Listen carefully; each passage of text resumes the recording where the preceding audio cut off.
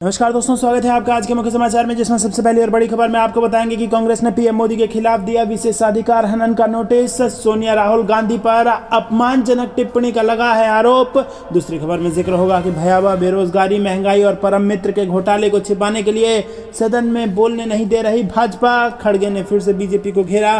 तीसरी खबर में जिक्र राजस्थान का, चुनाव से पहले सीएम गहलोत की गोली, बीजेपी होगी बोल्ड, 60 सीटों पर सीधा है असर। साथ ही साथ चौथी खबर में आपको बताएंगे कि टिकट के लिए मिला 1300 आवेदन, कांग्रेस प्रदेश अध्यक्ष का बड़ा दावा, हम जीतेंगे चुनाव। और इसी के साथ खबर में आगे जिक्र होगा कि कर्नाटक में बीएस येदियुरप्पा की कार का घेराव, कर्नाटक चुनाव के पहले भाजपा की बढ़ गई मुश्किलें। दोस्तों, हर एक खबर की गहराई में आपको ले जाएंगे, लेकिन उससे पहले अगर आपको भी ऐसा लगता है कि 2024 में बदल रही है सरकार, तो वीडियो को लाइक, चैनल को सब्सक्राइब और बेल आइकन दबाकर कमेंट में लिखिए जय हिंद। रुक करते हैं सबसे पहली और बड़ी खबर की तरफ। कांग्रेस ने पीएम मोदी के खिलाफ दिया विशेषाधिकार हनन का नोटिस। सोनिया राहुल गांधी पर अपमानजनक टिप्पणी का लगा है आरोप। जी हां दोस्तों, कांग्रेस सांसद केसी वेणुगोपाल ने सोनिया गांधी और राहुल गांधी के खिलाफ अपमानजनक टिप्पणी करने के लिए शुक्रवार को राज्यसभा में प्रधानमंत्री नरेंद्र मोदी के खिलाफ विशेषाधिकार हनन का नोटिस पेश किया है। नोटिस में कहा गया है कि उत्साहपूर्ण तरीके से की गई टिप्पणी न केवल अपमानजनक है बल्कि मानहानिकारक भी है। केसी वेणुगोपाल ने इसकी जानकारी देते हुए ट्वीट किया कि राज्यसभा अध्यक्ष के समक्ष एक नोटिस दायर किया है और पीएम मोदी ने सोनिया गांधी जी और श्री राहुल गांधी जी के उपनाम के बारे में अपमानजनक, मानहानिकारक और गिरी हुई टिप्पणी करके उनके विशेषाधिकार का हनन किया है। कम से कम पीएम मोदी द्वारा इस बात की गिरी हुई टिप्पणियों के लिए संसद में कोई जगह नहीं है। राज्यसभा के सभापति के समक्ष दायर विशेषाधिकार हनन नोटिस में केसी वेणुगोपाल ने कहा कि पीएम मोदी द्वारा 9 फरवरी को राज्यसभा में प्रथम दृष्टया उपसाहसपूर्ण तरीके से की गई टिप्पणी न केवल अपमानजनक है बल्कि नेहरू परिवार, विशेष रूप से सोनिया गांधी और राहुल गांधी जो लोकसभा के सदस्य हैं, उनके लिए अपमानजनक और मानहानिकारक भी है। रुक करते हैं अगली ब्रेकिंग न्यूज की तरफ। भयावह बेरोजगारी, महंगाई और परम मित्र के घोटाले को छिपाने के लिए सदन में बोलने नहीं दे रही भाजपा, खड़गे ने बीजेपी को घेरा। जी हां दोस्तों, कांग्रेस अध्यक्ष मल्लिकार्जुन खड़गे ने पीएम मोदी, बीजेपी सरकार और बीजेपी अध्यक्ष जेपी नड्डा पर जमकर हमला बोला। उन्होंने ट्वीट करके कहा कि जिन्होंने आजादी की लड़ाई में रत्ती भर भी योगदान नहीं दिया वो असली एंटी नेशनल है। बीजेपी भयावह बेरोजगारी, कमरतोड़ महंगाई और परम मित्र के घोटाले को छिपाने के लिए, इससे ध्यान भटकाने के लिए वो ये सब बातें कर रहे हैं। उन्होंने अगले ट्वीट में कहा कि खुद मोदी जी 6-7 देशों में जाकर, विदेशी धरती पर जाकर बोले हैं कि हिंदुस्तान के ये लोग बोल रहे हैं कि हमने क्या पाप किया जो हम भारत में पैदा हुए। ऐसा व्यक्ति हमको एंटी नेशनल बोल रहा है। मोदी जी ने भारत के नागरिकों का अपमान किया है, आपको माफ़ी मांगनी चाहिए। दोस्तों, आपको बता दें कि उन्होंने अगले ट्वीट में कहा कि ये जो जेपी नड्डा जी बोल रहे हैं, हम इसकी घोर निंदा करते हैं। उनको मालूम होना चाहिए कि मोदी जी ने चीन में जाकर, अमेरिका में जाकर, साउथ कोरिया में जाकर भारत के नागरिकों का अपमान किया। मोदी जी को माफ़ी मांगनी चाहिए, हमारा माफ़ी मांगने का कोई सवाल ही पैदा नहीं होता। दोस्तों, रुक करते हैं अगली ब्रेकिंग न्यूज़ की तरफ। राजस्थान चुनाव से पहले सीएम गहलोत की गुगली, बीजेपी होगी बोल्ड, 60 सीटों पर सीधा असर। जी हां दोस्तों, राजस्थान के सीएम अशोक गहलोत ने नए जिले की घोषणा कर चुनाव से पहले बीजेपी को तगड़ा झटका दिया है। गहलोत की इस घोषणा से चुनाव में कांग्रेस को सियासी लाभ मिलने के आसार हैं। कांग्रेस इसे चुनावी मुद्दा बनाकर बीजेपी को घेर सकती है और गहलोत ने सीकर को संभाग बनाकर जाटलैंड को साधने की कोशिश की है। वहीं दोस्तों, इसी प्रकार जोधपुर के फलौदी और जयपुर के शाहपुरा और कोटपुतली को नए जिला बनाने की घोषणा कर कांग्रेस की सीटों पर जीत सुनिश्चित करने की कोशिश की है। विधानसभा चुनाव 2018 में कांग्रेस को पूर्व राजस्थान में बम्पर जीत मिली थी। गहलोत ने गंगापुर सीट और अलवर के खैरथल को जिला बनाकर चुनावी दांव खेला है। दोस्तों, रुक करते हैं अगली ब्रेकिंग न्यूज की तरफ। टिकट के लिए मिला 1300 आवेदन, कांग्रेस प्रदेश अध्यक्ष का बड़ा दावा, कहा हम जीतेंगे चुनाव। जी हां दोस्तों, कर्नाटक चुनाव इसी साल होने वाला है। राजनीतिक दल अभी से ही कमर कसने में लगी है और यहाँ पर आपको बता दें कि कांग्रेस भी चुनावी तैयारी में जी जान से जुट गई है और इसी कड़ी में कांग्रेस नेता एक बड़ा बयान सामने उनका आया है। कांग्रेस नेता और प्रदेश कांग्रेस अध्यक्ष डीके शिव कुमार ने कहा कि जनता का कांग्रेस को पूरा समर्थन मिल रहा है। उन्होंने कहा कि चुनाव को लेकर पार्टी को 1300 अधिक आवेदन टिकट के लिए मिल चुके हैं। प्रदेश अध्यक्ष डीके शिव कुमार ने कहा कि मुझे लगता है कि एक बड़ा बदलाव आ गया है और पूरा राज्य शासन के साथ एक नई सरकार की तलाश कर रहा है।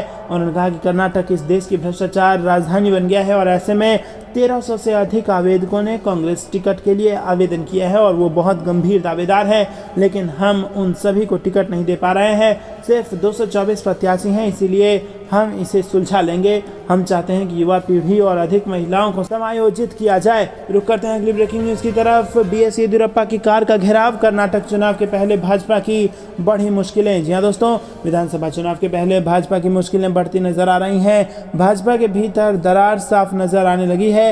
गुरुवार को कर्नाटक के पूर्व मुख्यमंत्री बीएस येदियुरप्पा को एक कार्यक्रम को रद्द करना पड़ा। मीडिया रिपोर्ट के अनुसार पार्टी के राष्ट्रीय महासचिव सीटी रवि का समर्थन करने वाले भाजपा कार्यकर्ताओं द्वारा घेराव किए जाने के बाद ये हुआ। चिक्कमगलुरु जिले में भाजपा के चुनाव अभियान को रद्द करना पड़ा। बताया जा रहा है कि श्री रवि ने प्रदेश के पूर्व सीएम येदियुरप्पा की इस घोषणा को खारिज कर दिया था और उनके बेटे बीवाई विजेंद्र आगामी चुनाव में शिवमोगा जिले के पारिवारिक गढ़ शिकारीपुरा में चुनावी मैदान में उतरेंगे। रुक करते हैं अगली ब्रेकिंग न्यूज की तरफ। यूपी बिहार समेत देश के 10 राज्यों में बारिश का अलर्ट, इन जगहों पर पड़ सकते हैं ओले। जी हाँ दोस्तों, आपको बता दें कि ये बड़ी खबर मौसम विभाग से जुड़ी आ रही है। देश के कई राज्यों में गर्मी के बीच मौसम का मिजाज बदल रहा है। मौसम विभाग ने देश के कई राज्यों में बारिश और ओलावृष्टि का अलर्ट जारी किया है। 20 मार्च तक दिल्ली, एनसीआर, राजस्थान, यूपी, बिहार, हरियाणा, मध्य प्रदेश, गुजरात, महाराष्ट्र, तेलंगाना और छत्तीसगढ़ में बारिश हो सकती है। अगले 2 दिनों में छत्तीसगढ़, विदर्भ, महाराष्ट्र और एमपी में बारिश होगी। वहीं कई राज्यों में बारिश के बाद मौसम सुहावना भी हो गया है। मुंबई सहित महाराष्ट्र के कुछ हिस्सों में बृहस्पतिवार को हल्की बारिश दर्ज की गई है। महाराष्ट्र में बारिश उस वक्त हो रही है जब सप्ताह की शुरुआत में सीजन का सर्वाधिक तापमान 39.4 डिग्री सेल्सियस दर्ज किया गया। दोस्तों, आईएमडी के मुताबिक मध्य महाराष्ट्र के अधिकतर हिस्सों में बादलों की गरज के साथ बारिश होने की खबर है और रायगढ़ में भी हल्की बारिश हुई है। रुक करते हैं अगली ब्रेकिंग न्यूज की तरफ। पीएम मोदी का सीना राहुल के डर से सिकुड़ता जा रहा है। अधीर रंजन चौधरी का बीजेपी सरकार पर वार। जी हां दोस्तों, राहुल गांधी के लंदन वाले बयान को लेकर संसद ठप है तो वहीं बीजेपी और कांग्रेस के नेताओं में जुबानी जंग छिड़ी हुई है। बीजेपी अध्यक्ष जेपी नड्डा ने वीडियो मैसेज जारी कर राहुल गांधी पर निशाना साधा तो वहीं लोकसभा में विपक्ष के नेता अधीर रंजन चौधरी ने प्रधानमंत्री मोदी पर हमला बोला है। अधीर रंजन चौधरी ने प्रधानमंत्री मोदी पर सीधा हमला बोलते हुए कहा कि राहुल गांधी के डर से उनका 56 इंच का सीना सिकुड़ता जा रहा है। उन्होंने राहुल के बयान को लेकर बीजेपी नेताओं की बयानबाजी को लेकर भी तीखी प्रतिक्रिया व्यक्त की है। अधीर रंजन ने कहा है कि बीजेपी के नेता राहुल गांधी के बयान पर संसद में चर्चा करने से क्यों डर रहे हैं। उन्होंने कहा कि बीजेपी के नेता राहुल गांधी के बयान पर इधर उधर बोल रहे हैं लेकिन संसद में चर्चा से भाग रहे हैं। दोस्तों, उन्होंने दावा किया कि बीजेपी राहुल गांधी से डर गई है और कांग्रेस ने बजट सत्र के दौरान संसद नहीं चलने देने को लेकर सरकार पर हमला बोला है। रुक करते हैं अगली ब्रेकिंग न्यूज की तरफ। लद्दाख में चीन सेना की घुसपैठ पर सरकार ने जवाब देने से किया इनकार, ओवैसी ने लगाए कई आरोप। जी हां दोस्तों, एआईएमआईएम चीफ और लोकसभा सांसद असदुद्दीन ओवैसी ने शुक्रवार को सिलसिलेवार ट्वीट कर सरकार पर जमकर हमला बोला। उन्होंने ट्वीट किया, ये बेहद शर्म की बात है कि सरकार लद्दाख में भारतीय क्षेत्र में चीनी घुसपैठ पर किसी भी सवाल का जवाब देने से इनकार कर रही है। 3 साल पूरे होने वाले हैं और हमारे जवान पूरी कोशिश कर रहे हैं लेकिन हमारा राजनीतिक नेतृत्व चीन के खिलाफ कोई कदम उठाने से डर रहा है। चीन के सैनिकों ने 5 मई 2020 को पूर्वी लद्दाख की गलवान घाटी में घुसपैठ की थी। इसके बाद से ही एलएसी पर भारत और चीन के बीच गतिरोध तेज हो गया था। जून 2020 में गलवान घाटी में दोनों देशों के सैनिकों के बीच हिंसक झड़प हो गई थी और इसमें भारत के 20 जवान शहीद हो गए थे और चीन को भी भारी नुकसान उठाना पड़ा था। इसके बाद कई चरणों में दोनों देशों के बीच बैठकें चली थी लेकिन एलएसी के कुछ इलाकों से अभी भी चीन की सैनिक पूरी तरह से पीछे नहीं हटे हैं। रुक करते हैं अगली ब्रेकिंग न्यूज़ की तरफ। महाराष्ट्र कर्नाटक का झगड़ा अब जाएगा अमित शाह की कोर्ट में। जी हां दोस्तों, आपको बता दें कि कर्नाटक के मुख्यमंत्री बसवराज बोम्मई ने महाराष्ट्र की सीमा से लगे कर्नाटक के गांव में स्वास्थ्य बीमा योजना लागू करने के महाराष्ट्र सरकार के फैसले की आलोचना की। बोम्मई ने गुरुवार को कहा कि वो इस मुद्दे को केंद्रीय गृह मंत्री अमित शाह के सामने उठाएंगे और दरअसल मुख्यमंत्री एकनाथ शिंदे के नेतृत्व में महाराष्ट्र ने हाल ही में घोषणा की है कि वो अपनी महात्मा ज्योतिबा फुले जन आरोग्य योजना के लिए अतिरिक्त 54 करोड़ रुपए आवंटित करेगी ताकि उन सीमावर्ती गांवों तक उसका दायरा बढ़ाया जा सके। दोस्तों, रुक करते हैं अगली ब्रेकिंग न्यूज की तरफ। अब शुरू होगी सपा की राष्ट्रीय कार्यकारिणी बैठक। लोकसभा चुनाव के लिहाज से है बहुत महत्वपूर्ण। जी हां दोस्तों, समाजवादी पार्टी की राष्ट्रीय कार्यकारिणी की बैठक शनिवार से कोलकाता में शुरू हो रही है और इसके लिए राष्ट्रीय कार्यकारिणी के तमाम पदाधिकारी शुक्रवार को कोलकाता पहुंच गए हैं। पार्टी के राष्ट्रीय अध्यक्ष अखिलेश यादव शुक्रवार सुबह ही लखनऊ से कोलकाता पहुंचे जहां इनका जोरदार स्वागत किया गया। और 2024 के लोकसभा चुनाव को लेकर समाजवादी पार्टी की रणनीति के लिहाज से यूपी के बाहर हो रही ये बैठक काफ़ी महत्वपूर्ण है। साल 2024 के लोकसभा चुनाव को लेकर समाजवादी पार्टी इन दिनों लगातार अपनी रणनीति तैयार करने में जुटी है और पार्टी उत्तर प्रदेश की 80 लोकसभा सीटों पर तैयारी कर रही है, लेकिन पार्टी की नज़र बिहार की 40 और कोलकाता के बीच 42 लोकसभा सीटों पर है, क्योंकि जिस तरह से थर्ड फ्रंट को लेकर अखिलेश यादव लगातार इन दिनों एक राज्य से दूसरे राज्य का दौरा कर रहे हैं, ऐसे में उनका कोलकाता का ये दौरा भी महत्वपूर्ण हो जाता है। रुक करते हैं अगली ब्रेकिंग न्यूज़ की तरफ। राहुल गांधी ने अडानी पर फिर पीएम मोदी को घेरा, कहा डरी हुई है सरकार, भटकाने के लिए कर रही है तमाशा। जी हाँ दोस्तों, कांग्रेस नेता राहुल गांधी ने एक बार फिर अडानी के मुद्दे पर मोदी सरकार पर हमला बोला है और सदन में सरकार की ओर से जारी गतिरोध पर सवाल उठाते हुए कहा कि अडानी पर उठाए गए मेरे सवालों से पीएम मोदी और सरकार डरी हुई है, इसीलिए मुद्दे से भटकाने के लिए यह सारा तमाशा हो रहा है। पीएम, मंत्री और बीजेपी के नेता सभी मुद्दे को भटकाने में लगे हैं, वो नहीं चाहते कि असली मुद्दों पर बात हो। राहुल गांधी ने कहा कि मैं संसद गया और अपनी बात कहने, लेकिन मेरे संसद पहुंचते ही 1 मिनट में सदन स्थगित कर दिया गया।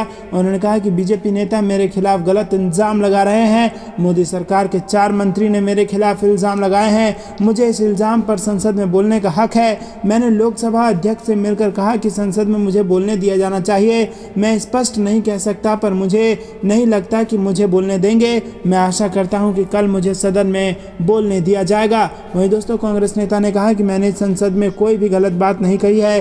कुछ दिन पहले जो मैंने सदन में नरेंद्र मोदी और अडानी जी के रिश्ते पर जो भाषण दिया, उसे सदन की कार्रवाई से हटा दिया गया। उस भाषण में ऐसी कोई चीज़ नहीं थी जो सार्वजनिक रिकॉर्ड में ना हो। अडानी और मोदी के रिश्ते को लेकर मैंने जो सवाल उठाए हैं, उसकी वजह से ये सारा तमाशा हो रहा है। उन्होंने कहा कि खुद प्रधानमंत्री, सरकार के मंत्री, बीजेपी के नेता सभी मुद्दे को भटकाने में लगे हैं और वो नहीं चाहते कि असली मुद्दों पर बात हो। रुक करते हैं अगली ब्रेकिंग न्यूज़ की तरफ। अडानी मुद्दे पर विपक्षी सांसदों ने संसद के बाहर मानव श्रृंखला बनाई। खड़गे बोले, बहुमत होते हुए भी जेपीसी से डर रही है सरकार। जी हाँ दोस्तों, अडानी के मामले को लेकर विपक्ष का विरोध प्रदर्शन जारी है। विपक्ष इस मुद्दे पर संसद में चर्चा और संयुक्त संसदीय समिति से जांच की मांग कर रहा है। संसद के दोनों सदनों में इसको लेकर गतिरोध जारी है। विपक्षी सांसदों ने गुरुवार को मानव श्रृंखला बनाकर संसद के बाहर विरोध प्रदर्शन किया। कांग्रेस समेत सभी विपक्षी दल अडानी मामले को लेकर बीजेपी सरकार पर हमलावर हैं और कांग्रेस के कार्यकर्ताओं ने भी दिल्ली में अडानी विवाद को लेकर विरोध प्रदर्शन किया और इसकी संयुक्त संसदीय समिति से जांच कराने की मांग की है। और इस विरोध प्रदर्शन में कांग्रेस अध्यक्ष मल्लिकार्जुन खड़गे भी शामिल हुए। उन्होंने केंद्र पर निशाना साधते हुए कहा कि सरकार जेपीसी से क्यों डर रही है। खड़गे ने कहा कि जिस मांग को लेकर हमने विरोध प्रदर्शन किया था, आज भी वही मांग है, हमारी जेपीसी की मांग है, लेकिन ये सरकार मान नहीं रही है और इसीलिए आज हमने मानव श्रृंखला बनाई। जब उनके पास बहुमत है तो वो जेपीसी से क्यों डर रहे हैं। रुक करते हैं अगली ब्रेकिंग न्यूज़ की तरफ। कर्नाटक में चुनाव से पहले बीजेपी पर भ्रष्टाचार का साया, रिश्वत के आरोपी विधायक के खिलाफ एक और मामला दर्ज करेंगे लोकायुक्त। जी हाँ दोस्तों, आपको बता दें कि कर्नाटक विधानसभा चुनाव से पहले बीजेपी की मुश्किल कम होने का नाम नहीं ले रही। भ्रष्टाचार को लेकर कांग्रेस सरकार पर हमलावर है। वहीं हाल ही में बीजेपी नेता के रिश्वत लेने के मामले ने पार्टी के पक्ष को और कमजोर कर दिया है। इसी बीच लोकायुक्त के अधिकारी टेंडर के रिश्वत मामले में आरोपी बीजेपी विधायक मदन विरुक्षप्पा के खिलाफ एक और केस दर्ज करने की तैयारी कर रहे हैं और सूत्रों ने गुरुवार को ये जानकारी दी। और सूत्रों ने कहा कि लोकायुक्त अधिकारी इस बात से परेशान है कि मामले के मुख्य आरोपी मदन विरुक्षप्पा को जमानत मिल गई है, जबकि मामले के दूसरे आरोपी उनके बेटे प्रशत मदल को जेल हो गई। रुक करते हैं अगली ब्रेकिंग न्यूज़ की तरफ। सत्यपाल मलिक की चेतावनी, कहा भुगतने पड़ेंगे नतीजे। अमित शाह का नाम लेकर किया बड़ा दावा। जी हाँ दोस्तों, जम्मू कश्मीर के पूर्व राज्यपाल सत्यपाल मलिक एक बार फिर से सुर्खियों में हैं। अब पूर्व राज्यपाल की सुरक्षा में कटौती की गई है और इसका दावा खुद उन्होंने ही किया है। सत्यपाल मलिक के अनुसार उनकी Z+ सिक्योरिटी वापस ले ली गई है। उन्हें PSO की सुरक्षा दी गई है जो होली के बाद से उन्हें उपलब्ध नहीं हुई है। ऐसे में अब उन्होंने सरकार को चेतावनी दे दी है। सत्यपाल मलिक ने अपने बयान में कहा कि जितने भी गवर्नर रिटायर्ड हुए हैं उन सब के पास अभी तक सिक्योरिटी है। मेरी सिक्योरिटी लगभग पूरी तरह हटा ली गई है। मुझे केवल एक PSO दिया गया है, वो भी 3 दिन से नहीं आ रहा है, जबकि मुझे बहुत खतरा है। खतरा इसलिए है कि जब वहाँ से 370 हटी थी तो मैं ही था। इसके अलावा मैंने असेंबली डिसॉल्व की थी और वहाँ मुझे जनरल्स ने बताया था कि आपको पाकिस्तान से भी खतरा है। दोस्तों, पूर्व राज्यपाल ने कहा कि मैंने 2 बार अमित शाह शाह को पत्र लिखा। मैंने दोनों बार लिखा है कि मुझे बहुत खतरा है और मेरी सिक्योरिटी नहीं घटाई जाए। होली के बाद से कोई नहीं आ रहा है। कल मैं एक पब्लिक मीटिंग में जा रहा हूं तो वहां कोई आकर मार दे तो कोई दिक्कत नहीं है, लेकिन मारना तो अलग है। मेरे पर कोई ऐसा प्रयास भी हुआ तो सारी जिम्मेदारी सरकार की होगी। उन्होंने कहा कि इसके नतीजे भुगतने पड़ेंगे। मेरे पास सिक्योरिटी इसलिए नहीं है कि मैं किसानों के मसले पर बोलता हूं। केंद्र सरकार की अग्निवीर योजना पर बात करने की वजह से सिक्योरिटी में कटौती की गई है। बता दें कि सत्यपाल मलिक 2019 में जम्मू और कश्मीर के राज्यपाल बने थे और इसके बाद 5 अगस्त 2019 को जम्मू और कश्मीर में अनुच्छेद 370 के प्रावधान निरस्त कर दिए गए थे। तब जम्मू कश्मीर में 2 केंद्र शासित प्रदेश जम्मू और कश्मीर बना दिए गए थे और इन सब के सूत्रधार खुद राज्यपाल ही थे और उनके साथ ऐसा बर्ताव भारतीय जनता पार्टी कर रही है। और इसका कारण सिर्फ और सिर्फ यह है कि वो किसानों की हक की आवाज़ उठाते हैं, वो अग्निवीर योजना के खिलाफ जवानों की हक की आवाज़ उठाते हैं और इससे भाजपा की परेशानी बढ़ती है और भाजपा इस स्तर पर पहुंच गई है कि सुरक्षा देना भी मुनासिब नहीं समझ रही है इतने बड़े व्यक्ति को। ऐसे आरोप लग रहे हैं। रुक करते हैं अगली ब्रेकिंग न्यूज़ की तरफ। अमेठी से प्रियंका गांधी और रायबरेली से राहुल गांधी लड़ेंगे चुनाव। यूपी के सियासी रण से कांग्रेस भरेगी हुंकार। जी हां दोस्तों, अगर सब कुछ योजना के अनुसार ही रहा तो इस बार प्रियंका गांधी पहली बार चुनावी मैदान में उतरेंगी। मैदान भी होगा गांधी परिवार की कभी पुश्तैनी सीट रही अमेठी का। और यही नहीं, राहुल गांधी इस बार अमेठी की बजाय रायबरेली से चुनाव लड़ सकते हैं। दरअसल सोनिया गांधी के अगले लोकसभा चुनाव न लड़ने के इशारे पर अब कांग्रेस ने खुद को उत्तर प्रदेश में मजबूत करने के लिए कुछ इस तरह की योजना बनानी शुरू की है।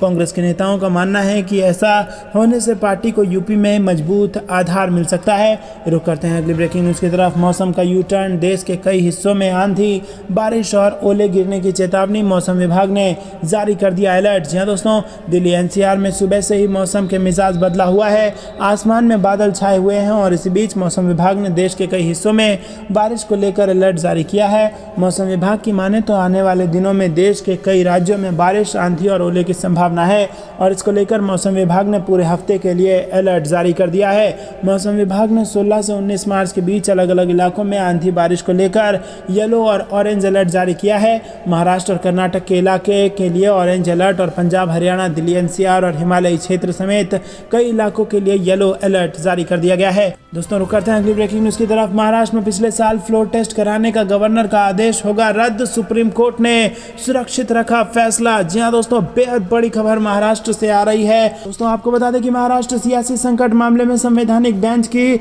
सुनवाई के बाद सुप्रीम कोर्ट ने फैसला सुरक्षित रख लिया है। चीफ जस्टिस DY चंद्रचूड़ की अगुवाई वाली बेंच के सामने उद्धव ठाकरे और एकनाथ शिंदे ग्रुप की ओर से दलील पेश की गई है और साथ ही महाराष्ट्र के गवर्नर की ओर से भी दलील पेश की गई है। मामले में 21 फरवरी से मामले की सुनवाई शुरू हुई थी और सुप्रीम कोर्ट ने 17 फरवरी को इस मामले को लार्जर बेंच रेफर करने से मना कर दिया था।